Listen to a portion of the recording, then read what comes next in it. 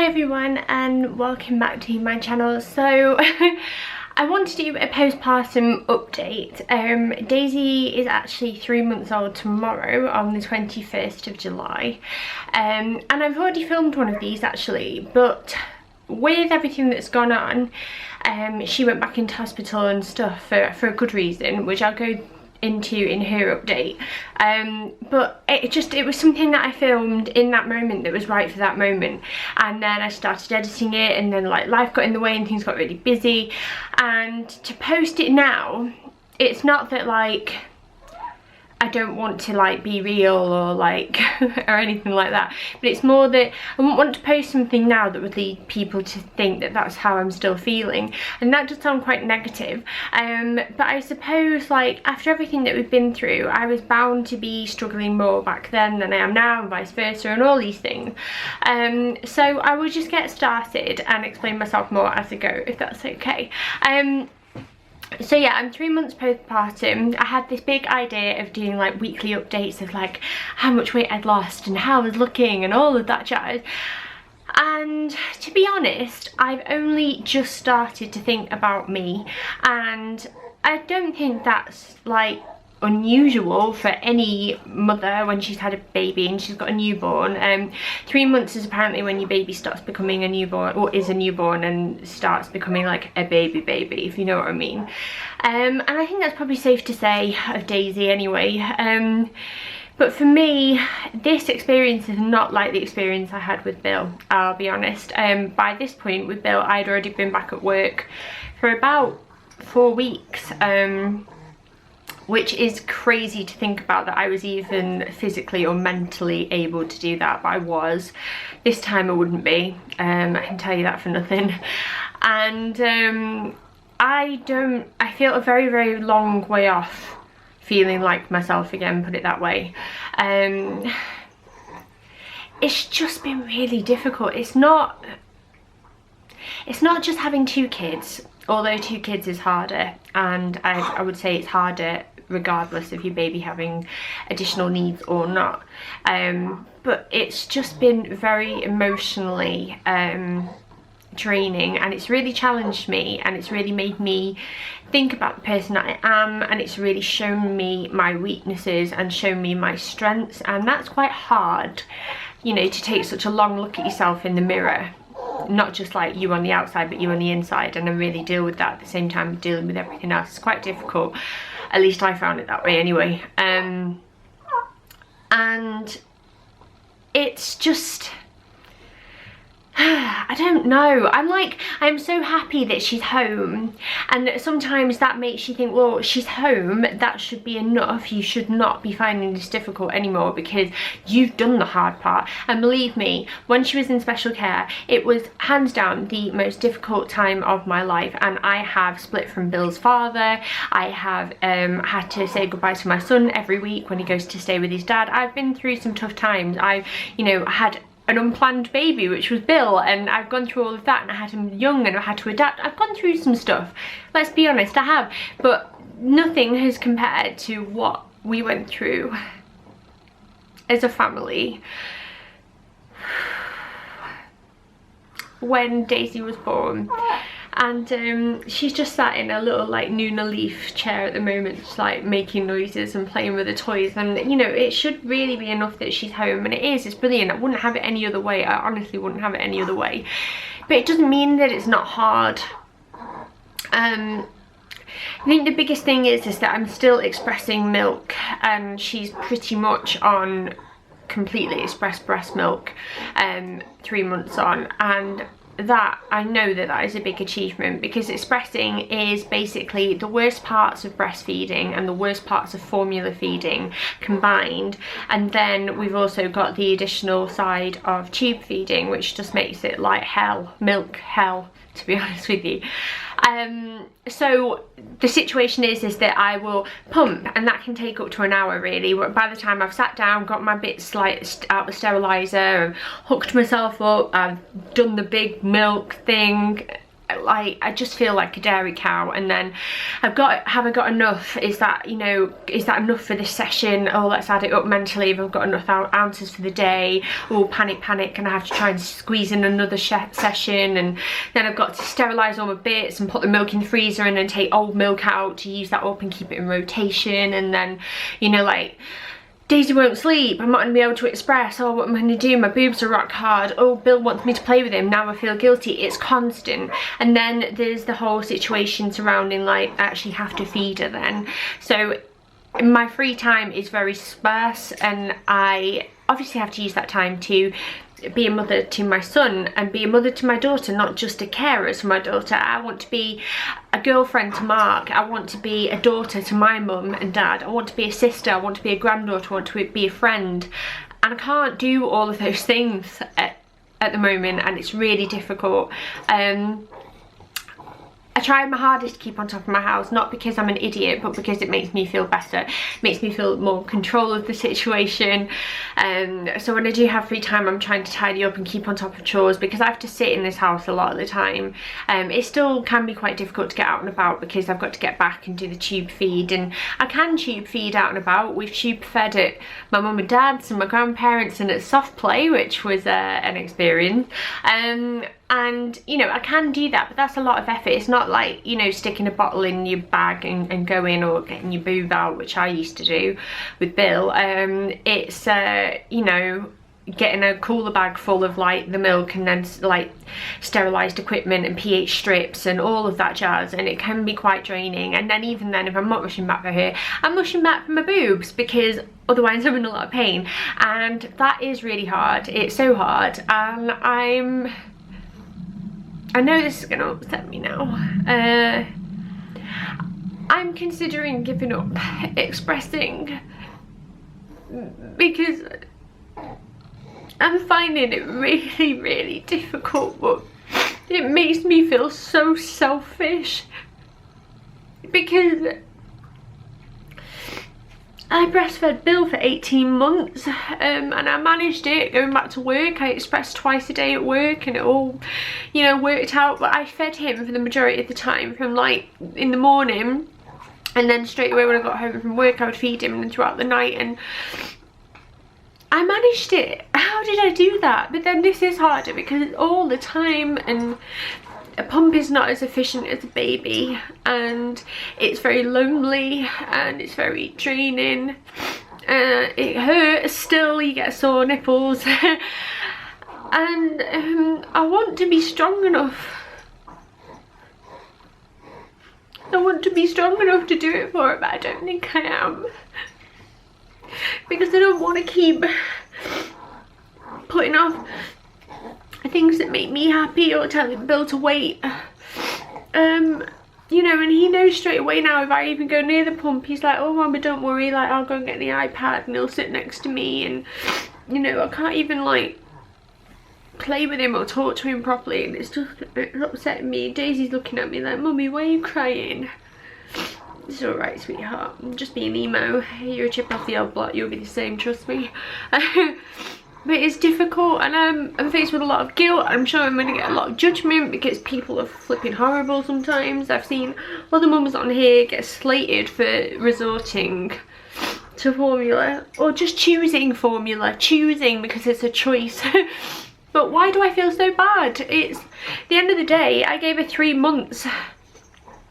And I've got loads more milk in the freezer, and she's going to have to wean early anyway, because she's on an NG tube and stuff, and that's again for her page. But I feel like crap. I feel so bad, like it was the last thing that I had when she was in hospital, and I had to come home every night.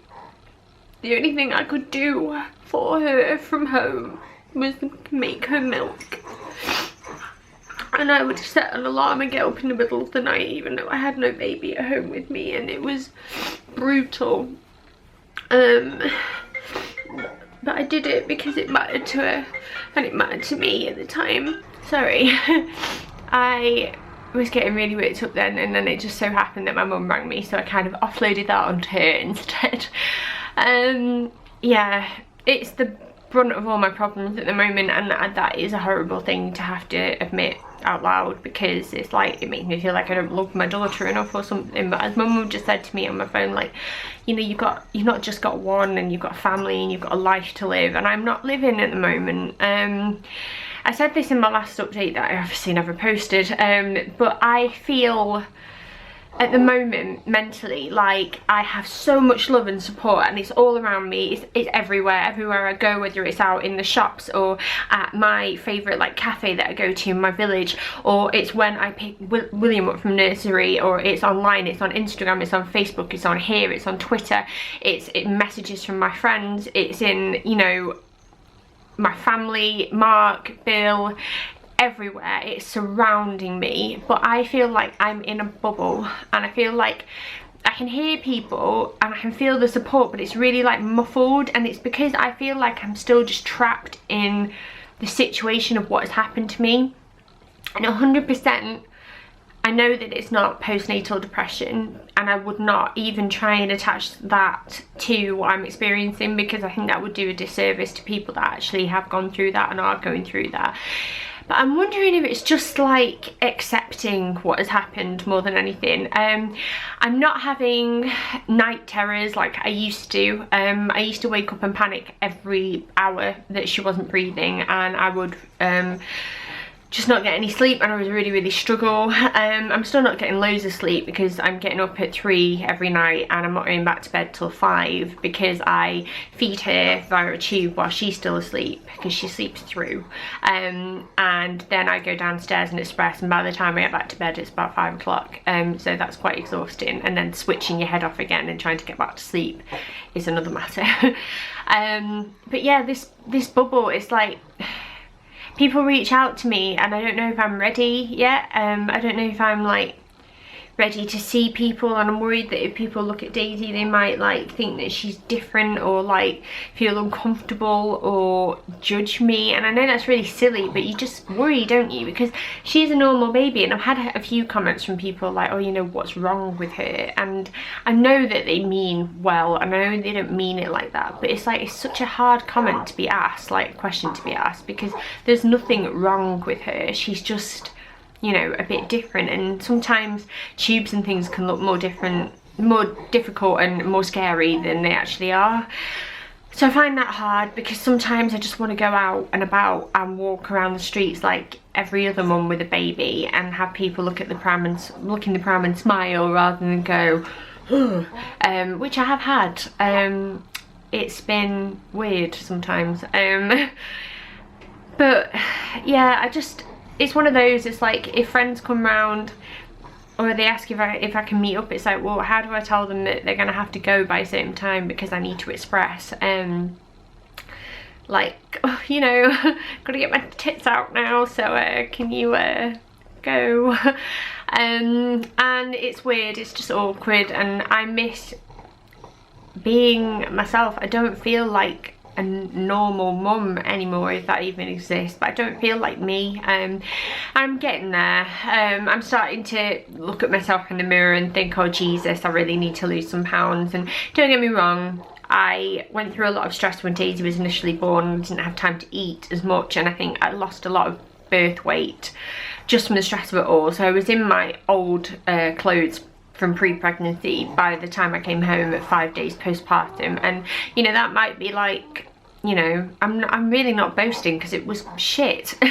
It was a horrible experience, and if like fitting into a size of like a size 14 jeans was like, you know, a small perk, I'll take it. But it doesn't mean that my body looks the same. I feel like thick around my middle, but not in a way like that it's for good, more that I just got more weight to lose from there. I hate my giant breastfeeding boobs, because like they just make me look matronly and stocky, and I just want them to go down and back to normal. But I guess that will happen when I do decide to stop expressing. And yeah, I want to like lose a few pounds. I want to feel better about myself. I've got makeup on right now, but I did this for you because I've lost count of the amount of videos where I'm like on here with panda eyes looking like a zombie, and it's not nice, is it? I mean, I should put a bit more effort in, but I just want you to know that, like, you know, if I film a video, then I don't always feel how I look, or look how I feel sometimes. It's just, I wanted to feel better, and I didn't want to look back at all these videos in all honesty and think, Jesus Christ, what were you thinking, Charlotte, because you look awful. But yeah, I'll show you my tummy, because I always find that interesting to see how people's bodies bounce back. It is interesting, it's amazing really, isn't it? And if you do have any advice on stopping, like, you know, breastfeeding, or expressing, in my case it's still breastfeeding, right, kind of, let me know, because with Bill I weaned off very gradually, and it was such a like natural like experience, whereas I don't really want to go cold turkey and risk getting mastitis. Touch wood, I've never had it, but if you have any advice on what to do, then I'd be really grateful. And obviously when I have done it, I will do a video on how I stopped and how we got Daisy onto formula and stuff, if you would like that. If you wouldn't, then that's fine, I won't do it. But yeah, let me show you this tummy, and I will let you go. So this is my 3-month postpartum belly, I guess, and it doesn't look too bad, it really doesn't. I'm just going to sort my underwear out because nobody needs to see that, but this is it in leggings. I'm sure my leggings are going to go see-through because, well, they always do, don't they? But you can see here I have looser skin, really. You can see that I've got definition back, and I've always had a small waist, so I'm very lucky in that respect. And then this is it from the front. So again, you can see definition. My waist is normally a bit more in, if that makes sense. My belly button has always been like a sad face. Oh, yeah, it's horrible.